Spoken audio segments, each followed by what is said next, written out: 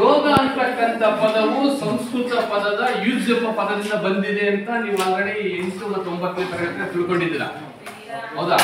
ಯೋಗ ಅಂತಕ್ಕಂಥ ಪದ ಯಾವುದರಿಂದ ಬಂದಿದೆ? ಯುಜ್ ಎಂಬ ಒಂದು ಸಂಸ್ಕೃತ ಪದದಿಂದ ಬಂದಿದೆ, ಹೌದಾ?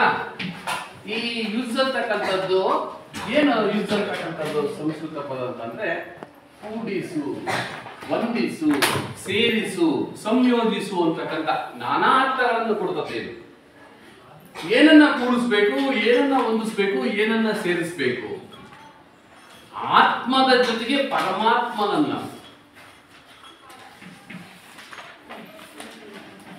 ಸೇರಿಸು ಅಥವಾ ಕೂಡಿಸು ಅಥವಾ ಸಂಯೋಜಿಸು ಅಂತ ಅರ್ಥ ಇದು.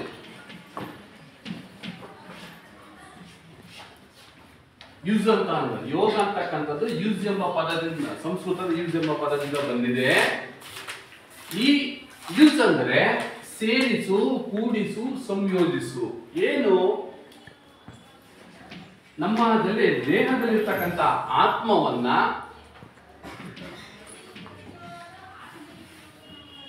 ಪರಮಾತ್ಮನೊಂದಿಗೆ ಸೇರಿಸಬೇಕಾಗುತ್ತೆ. ಅದು ಯಾವ್ದ್ರ ಮುಖಾಂತರ? ಧ್ಯಾನದ ಮುಖಾಂತರ. ನಿಮಗೆ ಗೊತ್ತಿದೆ ಅಷ್ಟಾಂಗ ಯೋಗಗಳು ಅಂತ ಅಂದ್ಬಿಟ್ಟು, ಅಥವಾ ಅಷ್ಟಾಂಗ ಯೋಗದ ಮೆಟ್ಟಿಲುಗಳು ಅಂತ ಇದಾವೆ. ಕೇಳಿದ್ರೆ ಹೆಸರು? 9ನೇ ತರಗತಿಯಲ್ಲಿ ಪಾಠ ಮಾಡಿದ್ವಲ್ಲಪ್ಪ. ಯಾವ್ಯಾವ ಅಂತ ಗೊತ್ತಿದೆಯಾ? ಹೇಳಿ, ಕರೆಕ್ಟ್.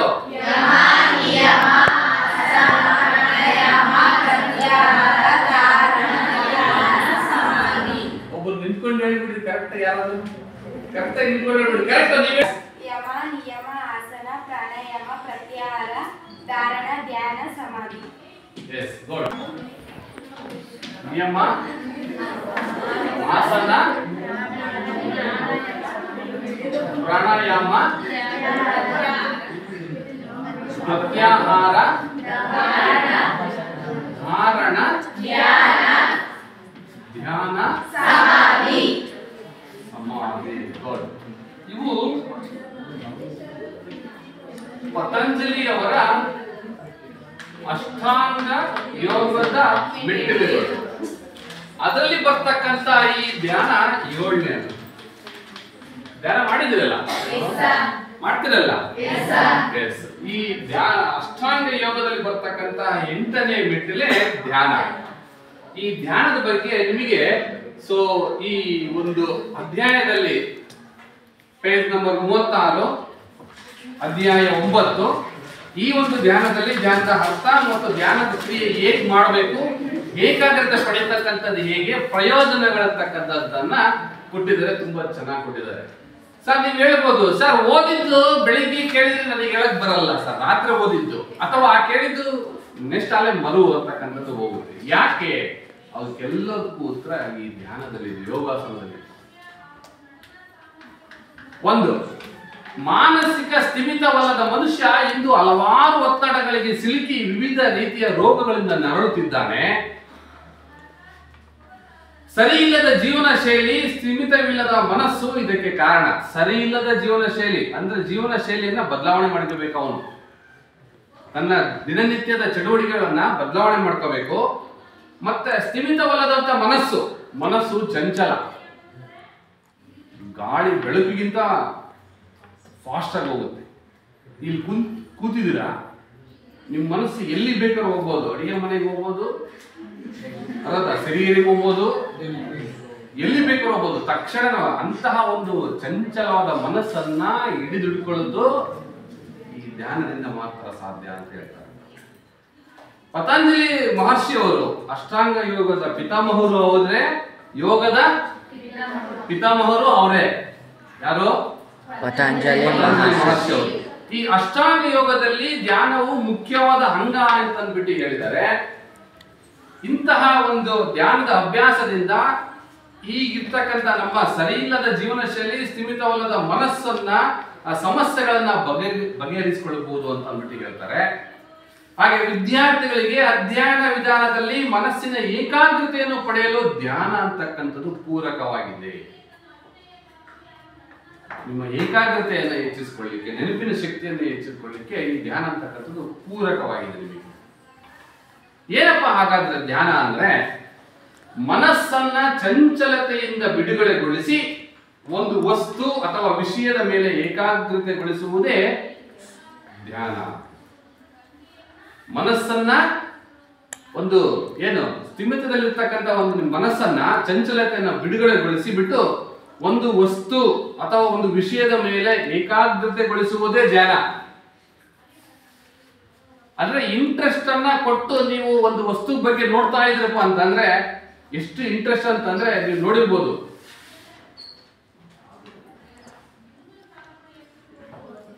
ಒಂದು ಸಿನಿಮಾ ನೋಡದೆ ಇರೋ ಥಿಯೇಟರ್ ಕೂತ ಅಂತ ಅಂದ್ಬಿಟ್ಟು ಏನೋ ಅದು ಇನ್ಸಿಡೆಂಟ್ ಆಗ್ತಾ ಇರ್ತದೆ,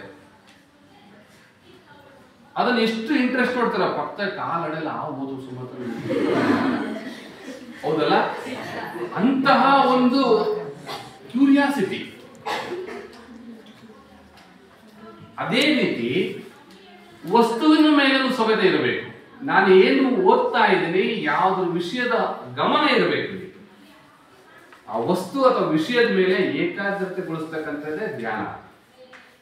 ಮನಸ್ಸನ್ನ ಚಂಚಲತೆಯಿಂದ ಮುಕ್ತಗೊಳಿಸಿ ಒಂದು ವಸ್ತು ವಿಷಯದ ಮೇಲೆ ಏನ್ ಮಾಡಬೇಕು, ಏಕಾಗ್ರತೆಗೊಳಿಸ್ತಕ್ಕಂಥದ್ದೇ ಧ್ಯಾನ. ಅಂದ್ರೆ ತಾವು ಮಾಡ್ತಕ್ಕಂಥ ಕ್ರಿಯಾತ್ಮಕ ಚಟುವಟಿಕೆಗಳಿಗೆ ಮಾತ್ರ ಮನಸ್ಸನ್ನು ತೊಡಗಿಸಿಕೊಳ್ಳುವುದು, ಅದರ ಬಗ್ಗೆ ಅರಿವು ಮೂಡಿಸಿಕೊಳ್ಳುವುದು, ಗೊಂದಲಗಳಿಗೆ ತೆರೆ ಎಳೆಯುವುದು, ಮನಸ್ಸಿಗೆ ವಿಶ್ರಾಂತಿ ದೊರೆತು ಪ್ರಬಲವಾದ ಮಾನಸಿಕ ಶಕ್ತಿ ಉಂಟಾಗುತ್ತದೆ. ಇದರಿಂದ ನಾವು ಮಾಡ್ತಕ್ಕಂಥ ಕ್ರಿಯಾತ್ಮಕ ಚಟುವಟಿಕೆಯಿಂದ ಈ ಮನಸ್ಸನ್ನ ತೊಡಗಿಸಿಕೊಳ್ಳೋದ್ರಿಂದ, ಆ ಒಂದು ಅರಿವು ಮೂಡಿಸೋದ್ರಿಂದ ಈ ಗೊಂದಲಗಳಲ್ಲಿ, ಗೊಂದಲ ಅಂತ ಅಂದ್ರೆ ಇದು ಸರಿನೋ ತಪ್ಪೋ, ಈ ರೀತಿ ಓದ್ಬೇಕಾಯ್ತು ಏನೋ, ನಿಮ್ಮಲ್ಲಿ ಏನು ಒಂದು ದ್ವಂದ್ವ ಇದೆ, ಆ ಗೊಂದಲಗಳನ್ನ ಹೋಗ್ಲಾಡಿಸ್ಬೇಕಪ್ಪ ಅಂತಂದ್ರೆ ಮನಸ್ಸಿಗೆ ವಿಶ್ರಾಂತಿ ಬೇಕು, ಮಾನಸಿಕ ಶಕ್ತಿ, ಆ ಏಕಾಗ್ರತೆ, ಆ ಪ್ರೀತಿ, ಆ ಸಹನೆ, ಆ ಸಹಬಾಳ್ವೆ, ಕ್ಷಮಾಗುಣಗಳು ಅಂತಕ್ಕಂಥದ್ದು ವೃದ್ಧಿ ಆಗುತ್ತೆ ಇದರಿಂದ, ಧ್ಯಾನ ಮಾಡೋದ್ರಿಂದ. ಕ್ಷಮಾಗುಣಗಳು ಸಮೇತ ವಿಶೇಷವಾಗಿ ಒತ್ತಡವಿಲ್ಲದೆ ಒಂದೇ ವಸ್ತುವಿನ ಮೇಲೆ ಕೇಂದ್ರಿತ ಮನಸ್ಸನ್ನು ಅದರಲ್ಲಿ ಆನಂದ ಪಡಿತಕ್ಕಂಥ ಮಾರ್ಗವೇ ಧ್ಯಾನ ಅಂತ ಅಂದ್ಬಿಟ್ಟು ಇನ್ನೊಂದು ಅರ್ಥದಲ್ಲಿ ಹೇಳ್ತಾರೆ. ವಿಶೇಷವಾಗಿ ಒತ್ತಡ ಇಲ್ಲದಂತಕ್ಕಂತಹ ಒಂದು ವಸ್ತುವಿನ ಮೇಲೆ ಕೇಂದ್ರಿತ ಮನಸ್ಸು ಅದರಲ್ಲಿ ಆನಂದ ಪಡಿತಕ್ಕಂಥ ಮಾರ್ಗವೇ ಧ್ಯಾನ. ಸೊ ನೀವು ಯಾವ್ದಾದ್ರು ಒಂದು ಯಾವುದು ಪ್ರವಾಸ ಹೋಗ್ಲಿಲ್ಲ, ನಿಮಗೆ ಹೋಗಿದ್ರೆ ಅದ್ರ ಬಗ್ಗೆ ಅಲ್ಲಿರ್ತಕ್ಕಂಥ ಒಂದು ವಸ್ತುವನ್ನ ನೋಡಬಹುದಾಗಿತ್ತು. ಸೊ ಇರಲಿ, ನಮ್ಮ ಒಂದು ಕಂಗೀಲದನ್ನ ನೋಡೋದಾದ್ರೆ ನಾವು ಒಂದು ಟೈಮು ಚಿತ್ರದುರ್ಗದ ಒಂದು ಹಿಂದೂ ಮಹಾಗಣಪತಿಯ ಒಂದು ಕಾರ್ಯಕ್ರಮಕ್ಕೆ ಹೋದಂತ ಸಂದರ್ಭದಲ್ಲಿ ನಮಗೆ ದರ್ಶನ ಆಯ್ತು ಹಿಂದೂ ಮಹಾಗಣಪತಿ. ಸೊ ಅದನ್ನ ನೆನೆಸ್ಕೊಂಡ್ರೆ ಎಲ್ರಿಗೂ ಅವಕಾಶ ಸಿಗಲ್ಲ ನೇರ ದರ್ಶನಕ್ಕೆ. ಎಲ್ಲರೂ ಅಷ್ಟೊಂದು ನೂಕುಲು ಇವಾಗ ಹೆಂಗೆ ಕುಂಭಮೇಳ ನಡೀತಾ ಇದೆ, 144 ವರ್ಷಕ್ಕೆ ಒಂದು ಟೈಮ್ ನಡೆದಿದೆಯಲ್ಲ, 30 ಜನ ಬಲಿಪಶುಗಳಾಗಿದ್ದಾರೆ ಮೊನ್ನೆ ಅಮಾವಾಸ್ಯೆ ದಿನ. ಅದ್ರ ಕಾಲು ತುಳಿತಕ್ಕೆ ಸಾವಿರಾರು ಕೋಟ್ಯಾಂತರ ಜನ ಒಂದೇ ಸಲ ಹೆಂಗೆ ಇರುವೆಗಳು ಸಾಲು ಬರ್ತಿದಾವಲ್ಲ ಹಂಗೆ ಬರ್ತಾ ಇದೆ. ಅದು ಸುಮ್ಮನೆ ಇಮ್ಯಾಜ್ ಮಾಡ್ಕೊಳ್ಳಿ. ಅಂತಹ ಒಂದು ವಿಶೇಷವಾಗಿರ್ತಕ್ಕಂಥ ಒತ್ತಡವಿಲ್ಲದಂತ ಮನಸ್ಸನ್ನ ಅದರಲ್ಲಿ ಆನಂದ ಪಡೆಯತಕ್ಕಂಥ ಮಾರ್ಗವೇ ಧ್ಯಾನ ಅಂತ ಹೇಳಿದರೆ, ತನ್ನ ಮನಸ್ಸಿನ ಮೇಲೆ ಹತೋಟಿಯನ್ನು ಸಾಧಿಸಿ ಆ ಮೂಲಕ ತಾನು ಮಾಡುವ ಉತ್ತಮ ಚಿಂತನೆಯೊಡನೆ ಮನಸ್ಸು ತನ್ಮಯಗೊಂಡು ಪಡೆಯತಕ್ಕಂಥ ಆನಂದಮಯವೇ ಧ್ಯಾನ ಅಂತ ಹೇಳಿದ್ದಾರೆ. ಸೊ ಹಾಗಾದ್ರೆ ಈ ಧ್ಯಾನದ ಕ್ರಮಗಳು ಯಾವ್ಯಾವು ಅನ್ನೋದಾದ್ರೆ, ಧ್ಯಾನಿಯು ಅಂದ್ರೆ ನೀವುಗಳು ಮಾನಸಿಕ ನಿರ್ಧಾರಗಳಿಗೆ ತಕ್ಕಂತೆ ಧ್ಯಾನದ ಕ್ರಮ, ಆಸನ, ಮುದ್ರೆಗಳನ್ನು ಅನುಸರಿಸಬೇಕು. ಆಸನ ಅಂತಂದ್ರೆ ಧ್ಯಾನ ಮಾಡ್ತಕ್ಕಂಥ ಆಸನ ಸುಖಾಸನ ಆಗಿರ್ಬೋದು, ಪದ್ಮಾಸನ ಆಗಿರ್ಬೋದು, ವಜ್ರಾಸನ ಆಗಿರ್ಬೋದು. ಸುಖಾಸನ ಅಂತಂದ್ರೆ ನೀವೇನ್ ಮಾಮೂಲು ಕೂರ್ತೀರಾ ಅದು. ಪದ್ಮಾಸನ ಅಂತಂದ್ರೆ ಗೊತ್ತಾಯಿದೆ ಹೌದಾ, ವಜ್ರಾಸನ ಗೊತ್ತಾಯಿದೆ. ಸೊ ಈ 3 ಆಸನದ ಮುಖಾಂತರ ಅದರಲ್ಲಿ ಸ್ವಸ್ತಿಕಾಸನ ಅಂತ ಬರ್ತದೆ. ಸ್ವಸ್ತಿಕಾಸನ ಗೊತ್ತಲ್ಲ, ಸ್ವಸ್ತಿಕ್ ಚಿಹ್ನೆ ನಿಮ್ಮ ಕಾಲನ್ನ ಸ್ವಸ್ತಿಕ್ ತರ ನೀವು ಗರ್ಲ್ಸ್ ನೀವೆಲ್ಲ ಆಲ್ಮೋಸ್ಟ್ ಅಲ್ಲ ಅದೇ ಕೂರೋದು. ಈ ಸ್ವಸ್ತಿಕ್ ತಾನೇ ಹೌದಾ. ಸೊ ಈ ಕಾಲನ್ನ ಈ ಕಡೆ ಇಟ್ಬಿಟ್ಟು ಈ ಕಡೆ ಹಿಂಗ್ ಕೂರ್ತಿರಲ್ಲಪ್ಪ, ಅದು ಸ್ವಸ್ತಿಕಾಸನ. ಈ ಒಂದು ಸ್ವಸ್ತಿಕಾಸನ ಆಗಲಿ ಅಥವಾ ಸಿದ್ಧಾಸನ ಆಗಲಿ, ಭದ್ರಾಸನ ಆಗಲಿ, ಸುಖಾಸನ, ಯಾವುದ್ರಲ್ಲೂ ಸಮೇತ ನಿಂತು ಮಾಡ್ತಕ್ಕಂಥ ಅಭ್ಯಾಸ ಮಾಡ್ತಕ್ಕಂಥ ವಿಧಾನವನ್ನು ನೀವು ಆರಿಸ್ಕೋಬೇಕು. ಯಾವ್ದಾದ್ರು ಸರಿ. ಈಗ ಎಲ್ಲರೂ ನೇರವಾಗಿ ಕೂತ್ಕೊಳ್ಳಿ ನೋಡ, ಸಾಕು. ಇದೇ ಸಿಟ್ಟಿಂಗ್ ಪೊಸಿಷನ್ ನೇರವಾಗಿ ಕೂತ್ಕೊಳ್ಳಿ.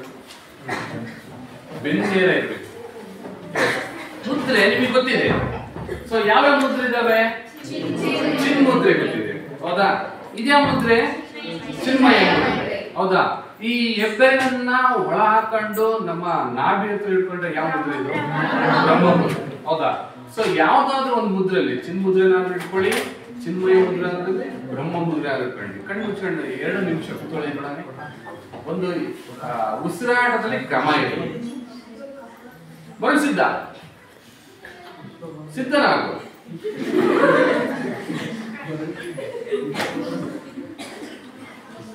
ನೇರ ಕೂತ್ಕೊಳ್ಳಿ. ಸಿಂಪಲ್ ಆಗಿ ನಿಮಗೆ ಹೇಳ್ತೀವಿ, ಜಸ್ಟ್ ಯಾರು ಮಾತಾಡಬಾರ್ದು. ಉಸಿರಾಟದಲ್ಲಿ ಕ್ರಮ ಇರಲಿ, ದೀರ್ಘ ಉಸಿರಾಟ ತಗೊಳ್ಳಿ, ದೀರ್ಘ ಪೂರಕ ರೇಚಕ ಮಾಡಿ, ಪಕ್ಕದವರಿಗೆ ಡಿಸ್ಟರ್ಬ್ ಆಗಬಾರ್ದು. ಏನಪ್ಪ ಧ್ಯಾನ ನಿಮ್ಗೆ ನೆನಪು ಹೆಂಗ್ ಮರ್ತೋಗುತ್ತಪ್ಪ ಅಂತಂದ್ರೆ, ನೀವು ಪ್ರತಿದಿನ ಬೆಳಿಗ್ಗೆಯಿಂದ ಏನು ನಿತ್ಯ ಕರ್ಮಗಳಿಂದ ಆರಂಭ ಮಾಡಿ ಇಲ್ಲಿವರೆಗೂ ನಾವು ಪಾಠ ಮಾಡೋದ್ರದು ಸಮೇತ ಪ್ರತಿಯೊಂದು ಚಟುವಟಿಕೆ ಆಕ್ಟಿವಿಟೀಸ್ ಅನ್ನ ನೆನ್ಪು ಮಾಡ್ಕೊಂತ ಬನ್ನಿ. ನೀವು ಬೆಳಿಗ್ಗೆ ಹಾಸಿಗೆಯಿಂದ ಎದ್ದು ಕಣ್ಣು ಮುಚ್ಕೊಂಡು ಪೂರಕ ರೇಚಕ ಮಾಡುತ್ತಾ ಪ್ರತಿಯೊಂದನ್ನು ಏನು ಓದಿದ್ರಿ, ಯಾವ ಸಬ್ಜೆಕ್ಟ್ ಓದಿದ್ರಿ, ಯಾವ ವಿಷಯ ಅರ್ಥ ಆಯ್ತು, ಯಾವುದನ್ನ ನೋಟ್ಸ್ ಅನ್ನ ಬರೆದ್ರಿ ಅಥವಾ ಆಕ್ಟಿವಿಟೀಸ್ ಬರ್ದಿದ್ರು, ಪ್ರತಿಯೊಂದು ನೆನ್ಪು ಮಾಡ್ಕೊಂತ ಬನ್ನಿ ಅಪ್ಪಿ ಇಲ್ಲೇವರೆಗೂ.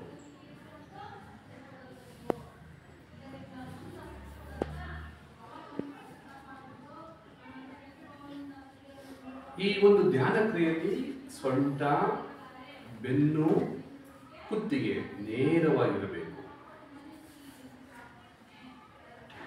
ಮನಸ್ಸಿನಲ್ಲಿ ಯಾವುದೇ ದುಗುಡ ಇರಬಾರದು.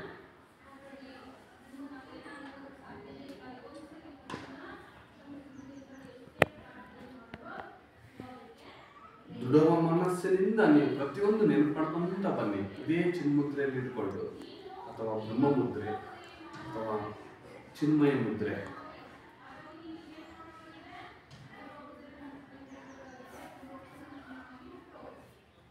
ಇಲ್ಲಿವರೆಗೂ ಆಕ್ಟಿವಿಟೀಸ್ ಅನ್ನ ಮಾಡ್ಕೊಂತ ಬಂದಿದ್ರೆ ಅಂತಂದ್ರೆ ನಿಧಾನವಾಗಿ ಕಂಡುಬಿಡಿ.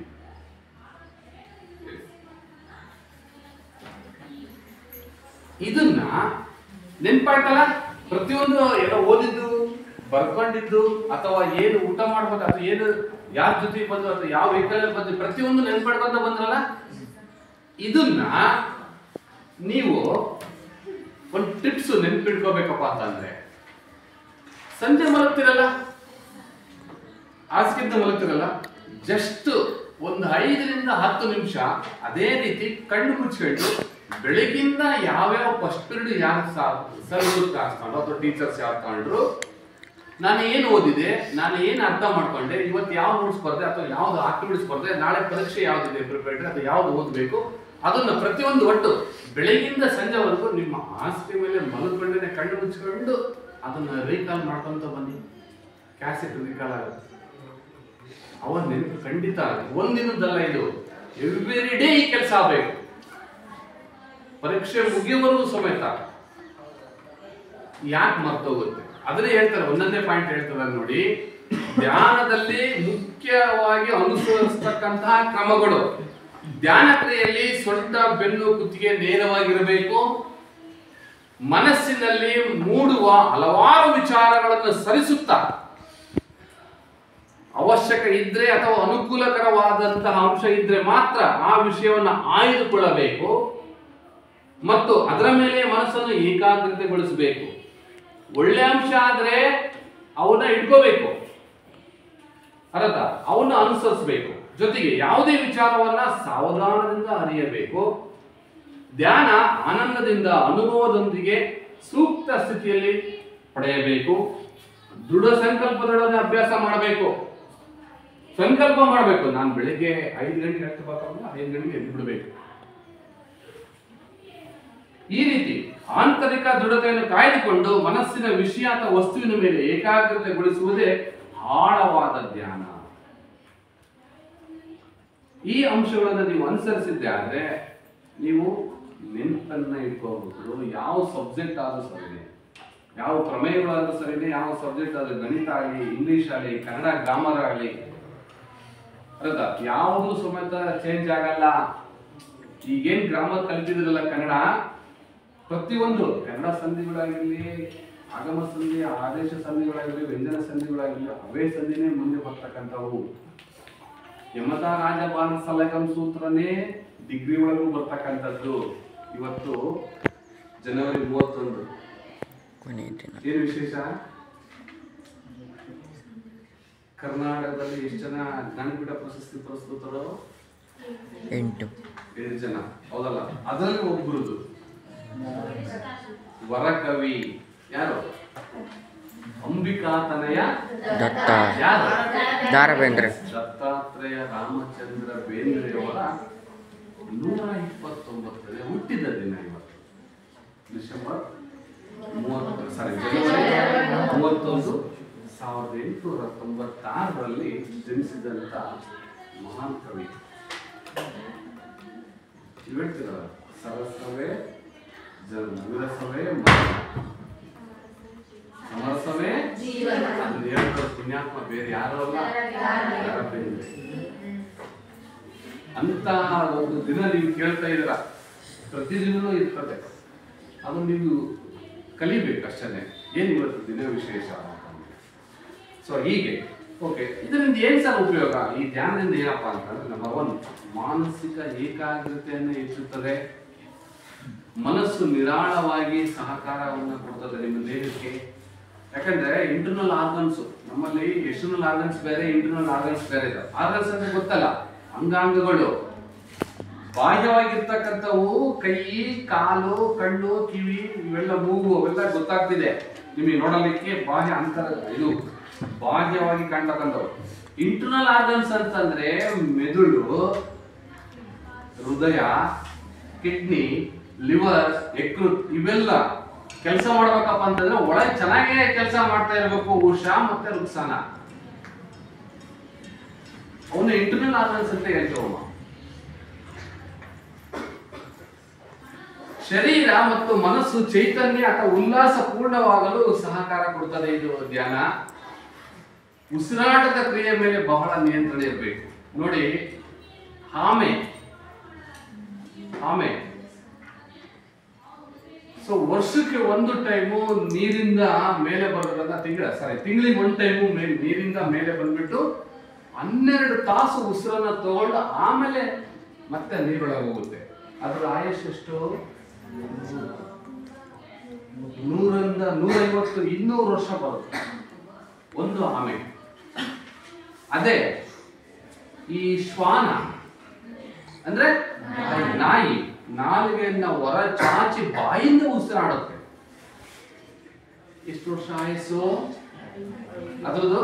20 ವರ್ಷ. 15ರಿಂದ 20 ಅಷ್ಟೇ. ಬೇಡ ಅಂತ ಅಂದ್ರೆ ಅಬ್ಬಬ್ಬ ಅಥವಾ ಅಮ್ಮಮ್ಮ ಅಂದ್ರೆ 25. ಅದಕ್ಕೆ ಮೂಗಿನಿಂದ ಉಸಿರಾಟ ಕ್ರಿಯೆ ಜಾಸ್ತಿ ಆಗ್ಬೇಕು, ಅದು ದೀರ್ಘವಾಗಿ ಆಗ್ಬೇಕು. ಮೂಗಿನಿಂದಲೇ ಪೂರಕ ರೇಚಕ ಆಗ್ಬೇಕು. ಯಾರು ಬಾಯಿಂದ ಉಸಿರಾಡ್ತಿರೋ ಅವರಿಗೆ ತನ್ನ ಇಂಟರ್ನಲ್ ಆರ್ಗನ್ಸ್ ಅಲ್ಲಿ ತೊಂದರೆಗಳಾಗ್ತವೆ. ಇಂಟರ್ನಲ್ ಅಂದ್ರೆ ನಿಮಗೆ ಅರಿವಿಲ್ಲದೆ ನೀವು ಮಲಗಿದಾಗ ಬಾಯಿ ತೆಗಿತೀರಾ, ಬಾಯಲ್ಲಿ ಉಸಿರಾಟ ಆಗುತ್ತೆ. ಅವಾಗ ಶ್ವಾಸಕೋಶ ಒಣಗಿರ್ತದೆ. ಅದಕ್ಕೆ ಬೆಳಿಗ್ಗೆ ಎದ್ದ ತಕ್ಷಣ ನೀವೇ ನೋಡ್ಬೇಕು, ಉಗುರು ಬೆಚ್ಚಗಿರ್ತಕ್ಕಂಥ ಒಂದು ಗ್ಲಾಸ್ ನೀರು ಕುಡಿಬೇಕು ಅಂತ ಹೇಳುತ್ತೆ. ನಿಮಗೆ ಬೆಚ್ಚಗಿರ್ತಕ್ಕಂಥ ನೀರನ್ನ ಕುಡಿದಾಗ ಹೇಗೆ ಸೂರ್ಯ ಉದಯ ಆಗಿ ಗಿಡ ಮರದಲ್ಲಿ ಇರ್ತಕ್ಕಂಥ ಎಲ್ಲ ಮೊಗ್ಗಾಗಿರ್ತಕ್ಕಂಥ ಹೂಗಳು ಕಿರಣ ಬಿದ್ದ ತಕ್ಷಣ ಹೆಂಗ ಹರಳ್ತಾವಲ್ಲ, ಹಾಗೆ ನಿಮ್ಮ ಒಳಗಿರ್ತಕ್ಕಂಥ ಎಲ್ಲ ಜೀವಕೋಶಗಳು, ಸೆಲ್ಸ್ಗಳು ಬಿಸಿಯಾದ ಸ್ವಲ್ಪ ನೀರು ಬಿತ್ತು ಅಂತಂದ್ರೆ ಅವು ಕೆಲಸ ಮಾಡ್ಲಿಕ್ಕೆ ಎದ್ದಾಡ್ತವೆ. ಅಂದ್ರೆ ವರ್ಕ್ ಮಾಡ್ಲಿಕ್ಕೆ ಅವು ಎದ್ದಾಡ್ತವೆ. ಒಳಗಿರ್ತಕ್ಕಂಥ ಸೆಲ್ಸ್, ರಕ್ತ ಕಣಗಳು, ಬಿಳಿ ರಕ್ತ ಕಣ, ಕೆಂಪು ರಕ್ತ ಕಣಗಳು, ಆರ್ಗನ್ಸ್ ಎಲ್ಲವೂ ಸಮೇತ ಕೆಲಸ ಮಾಡ್ಲಿಕ್ಕೆ ಸ್ಟಾರ್ಟ್ ಆಗ್ತವೆ. ಅದಕ್ಕೆ ನೀವು ಎದ್ದ ತಕ್ಷಣನೇ ಸ್ವಲ್ಪ ಬಿಸಿ ನೀರನ್ನ ಕುಡಿಯೋದನ್ನ ಅಭ್ಯಾಸ ಮಾಡಿ ಒಂದು ಲೋಟ. ನಿಮ್ಮ ಆರೋಗ್ಯ ನಿಮ್ಮ ಕೈಯಲ್ಲಿರ್ತದೆ. ಯಾಕಪ್ಪ ಅಂತಂದ್ರೆ ಎಕ್ಸಾಮ್ ಹತ್ರ ಬರ್ತಿದೆ. ಯಾರು ಆರೋಗ್ಯನ ಹದಗೆಡಿಸ್ಕೋಬೇಡಿ. ಆರೋಗ್ಯ ಹದಗೆಡಿಸ್ಬಿಡತ್ತಪ್ಪ, ಮಾಡೋದಪ್ಪ ಅಂತಂದ್ರೆ ನಿಮ್ಮ ಆರೋಗ್ಯವನ್ನ ನೀವು ಚೆನ್ನಾಗಿ ಇಟ್ಕೋಬೇಕಪ್ಪ ಅಂತಂದ್ರೆ ಒಳ್ಳೆ ಊಟ, ಒಳ್ಳೆ ಸಾತ್ವಿಕ ಆಹಾರ, ಟೈಮ್ ಸರಿಯಾಗಿ ಊಟ, ಟೈಮ್ ಸರಿಯಾಗಿ ನಿದ್ದೆ ಹಾಕು ಅಂತಂದ್ರೆ ಇದರಲ್ಲಿ ಏನು ತೊಂದರೆ ಆಗಲ್ಲ. ನೀವು ಯಾವಾಗಲೂ ಎಚ್ಚರಿಕೆ ಆಗ್ತೋ 12 ಗಂಟೆಗೆ ಎಚ್ಚರಿಕೆ ಆಗ್ತಂತ ಎದ್ದು ಕುತ್ಕೊಂಡು ಓದೋದು 2, 3, 4 ಗಂಟೆವರೆಗೂ, ಮತ್ತೆ 4 ಮತ್ತೆ ಮಲಗೋದು, ಮತ್ತೆ ಬೆಳಿಗ್ಗೆ 8, 9 ಗಂಟೆಗೆ ಎದ್ದೇಳೋದು, ಈ ತರ ಅದು ತರವಲ್ಲ. 10, 10:30 ಬೇಡ 11 ಗಂಟೆಗೆ ಮಲಗಿಬಿಡ್ಬೇಕು. 11ರಿಂದ ನೀವು ಕರೆಕ್ಟ್ 5 ಗಂಟೆವರೆಗೂ. ಈಗ ನಿಮ್ಮ SSLC ಏಜಲ್ಲಿ 6 ಗಂಟೆ ನಿದ್ದೆ ಸಾಕು ನಿಮ್ಮ ಹೆಲ್ತಿಗೆ. ಕರೆಕ್ಟ್ 6 ಗಂಟೆ. 11ರಿಂದ ಬೆಳಿಗ್ಗೆ 5 ಗಂಟೆಗೆ ಎಷ್ಟು ಗಂಟೆ ಆಗುತ್ತೆ? 6 ಗಂಟೆ ಆಗುತ್ತಲ್ಲ, ಅಷ್ಟೇ ಸಾಕು ನಿಮ್ಮ ಆರೋಗ್ಯವನ್ನ ಸರಿದೂಗಿಸ್ಲಿಕ್ಕೆ. ಯಾಕಪ್ಪ ಅಂತಂದ್ರೆ ನೋಡ್ರಿ, ಇವತ್ತು SSLC ಇದ್ರಿಂದ ನೀವು ಕಷ್ಟಪಟ್ಟರೆ ಇವಾಗ ಮುಂದೆ ಒಳ್ಳೆ ಪ್ರತಿಫಲ ಸಿಗುತ್ತೆ. ಈಗ ಸುಖ ಅನುಭವಿಸಿದ್ರೆ ಮುಂದೆ ಕಷ್ಟ ಅನುಭವಿಸ್ತೀರಾ. ಈ ವರ್ಷ ನಿಮಗೆ ನಿಜವಾದಂತ ಭವಿಷ್ಯ ರೂಪಿಸುತ್ತೆ. ಚೆನ್ನಾಗಿ ಉದ್ಧಾರ ಆಗ್ತಕ್ಕಂಥದ್ದು ಇದೇ ವರ್ಷನೇ, ಹಾಳಾಗೋದು ಇದೇ ವರ್ಷನೇ. ನಿಮ್ಮ ಮನಸ್ಸನ್ನ ಸ್ಥಿಮಿತದಲ್ಲಿಟ್ಕೊಂಡು ಯಾರು ಆಗಲ್ಲ. ನಿಮ್ಮ ಅಪ್ಪ ಅಮ್ಮ, ನೀವು ಸಾಕಿರ್ತಕ್ಕಂಥವ್ರು, ನಿಮ್ಮ ಒಳ್ಳೆ ಆಸೆ ಗುರಿಗಳನ್ನೇ ಇಟ್ಕೊಂಡಿರ್ತಾರೆ. ಅದಕ್ಕೆ ನೀವೇನು ಮಾಡಬೇಕಪ್ಪ ಅಂದ್ರೆ ಅವ್ರಿಗೆ ಯಾವುದಕ್ಕೆ ಚ್ಯುತಿ ಬರದ ಹಾಗೆ ನಡ್ಕೊಂಡಂಗೆ ಒಳ್ಳೆ ರಿಸಲ್ಟ್ ಅನ್ನ ಪಾಸ್ ಆಗಿ ಹೋದ್ರೆ ಒಳ್ಳೆ ಒಂದು ಭವಿಷ್ಯವನ್ನು ರೂಪಿಸ್ಕೊಳ್ತೀರ ನೀವು. ಇಲ್ಲಾಂದ್ರೆ ತುಂಬಾ ಕಷ್ಟ ಆಗುತ್ತೆ ಮುಂದಿನ ಭವಿಷ್ಯ. ಯಾಕಂದ್ರೆ ಎಲ್ಲ ಕಾಂಪಿಟೇಷನ್ ಯುಗ. ಜನಸಂಖ್ಯೆ ಚೀನಾಕ್ಕಿಂತ ಭಾರತ ಸೈಡ್ ಉಳಿತು.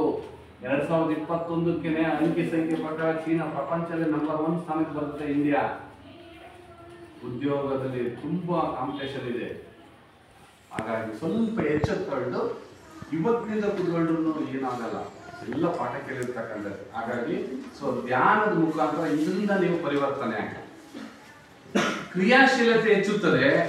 ಅವರು ಮಾಡ್ತಕ್ಕಂತಹ ಕಾರ್ಯಕ್ಷೇತ್ರದಲ್ಲಿ ಆನಂದದಿಂದ ಸಮಚಿತ್ತದಿಂದ ನೀವು ಕಾರ್ಯವನ್ನು ರೂಪಿಸ್ಕೊಳ್ತೀರಾ.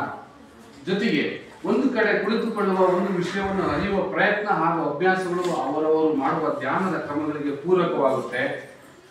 ರೋಗಿಗಳ ಮಾನಸಿಕ ಸ್ಥಿತಿ ಉತ್ತಮಪಡಿಸಲು ಇದು ಬಹಳ ಸಹಕಾರಿ.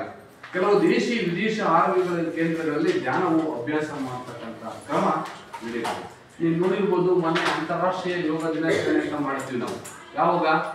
ಜೂನ್ 21ನೇ ತಾರೀಕು, ಹೌದಾ? ಅವರು ಇವತ್ತು ನಮ್ಮ ಭಾರತ ದೇಶದಲ್ಲಿ ಪ್ರಜ್ವಲ್ ಜಸ್ಟ್ ನೀವು SSLC ಆದ ತಕ್ಷಣ ನಿಮಗೆ ಆಯ್ಕೆ ವಿಷಯಗಳು ಅಂತ ಬರ್ತದೆ. ಯಾವುದು? ಸೈನ್ಸು, ಕಾಮರ್ಸು, ಆರ್ಟ್ಸ್, ಯಾವ್ದು ಬೇಕು ತಗೋಬಹುದು, ಡಿಪ್ಲೊಮಾ. ಹಾಗೆ ನೀವು SSLC ಆದ ತಕ್ಷಣ ಯೋಗ ಇನ್ ಡಿಪ್ಲೊಮಾ ಇದೆ. ಇವತ್ತು ಫಾರಿನ್ ನಲ್ಲಿ ಎಷ್ಟೋ ಜನ ಯೋಗ ಶಿಕ್ಷಕರು ಇದ್ದಾರೆ. ಅವರೆಲ್ಲರೂ ಸಮೇತ ಲಕ್ಷ ಕೋಟಿ ಗಟ್ಟಲೆ ತಿಂಗಳಿಗೆ ಸಂಬಳ ವರ್ಷಕ್ಕೆ ಕಾಣ್ತಿದ್ದಾರೆ. ಅವ್ರು ಏನಪ್ಪ ಅಂತಂದ್ರೆ ಎಲ್ಲ ಭಾರತೀಯರು, ಎಲ್ಲ ಇಂಡಿಯಾದವರು. ಏನು ಕ್ವಾಲಿಫಿಕೇಶನ್ ಅಪ್ಪ ಅಂತಂದ್ರೆ diploma in yoga, master of diploma in yoga ಅಷ್ಟೇ. ಅವರೆಲ್ಲ ಇದನ್ನೇ ಕಲಿಸ್ತಾ ಇರೋದು. ಆಸನಗಳು, ಕುಳಿತು ಮಾಡ್ತಕ್ಕಂಥ ಆಸನ, ನಿಂತು ಮಾಡ್ತಕ್ಕಂಥ ಆಸನ, ಮಲಗಿ ಮಾಡ್ತಕ್ಕಂಥ ಆಸನಗಳು, ಪ್ರಾಣಾಯಾಮ ಜೊತೆಗೆ ಈ ತರ ಧ್ಯಾನ. ಇಷ್ಟನ್ನ ಕಲ್ಪಿಟ್ಟು ಅದೊಂದು ಕೋರ್ಸ್ ಇದೆ. ನಿಮಗೆ ಯಾರಿಗಾದ್ರೂ ಇಂಟ್ರೆಸ್ಟ್ ಇದೆ ಡಿಪ್ಲೊಮಾ ಯೋಗ, ಬೇಗ ನೌಕರಿ ತಗೋಬೇಕಪ್ಪ ಅಥವಾ ಬೇರೆ ಇದರಲ್ಲಿ, ಈಗ ಯಾಕಂದ್ರೆ ಆಯುಷ್ಮಾನ್ ಇಲಾಖೆಯಲ್ಲಿ ತುಂಬಾ ಜನ ಡಿಪ್ಲೊಮಾ ಇನ್ ಯೋಗದಲ್ಲೇ ಅಪಾಯಿಂಟ್ ಆಗ್ತಾ ಇರ್ತಕ್ಕಂಥದ್ದು. ಈಗ ನೋಡಿ, ಮೊನ್ನೆ ನಮ್ಮ ಜೊತೆಗೆ ಬರ್ತಕ್ಕಂಥವ್ರು ಯಾರು? ಲಾಸ್ಟ್ ಟೈಮ್ ಕಳೆದ ನಿಮ್ಮ ಯೋಗ ಶಿಕ್ಷಕಿಯರಿದ್ರಲ್ಲಪ್ಪ, ಮಾಡಿ ಮೇಡಮ್ ಅವರು.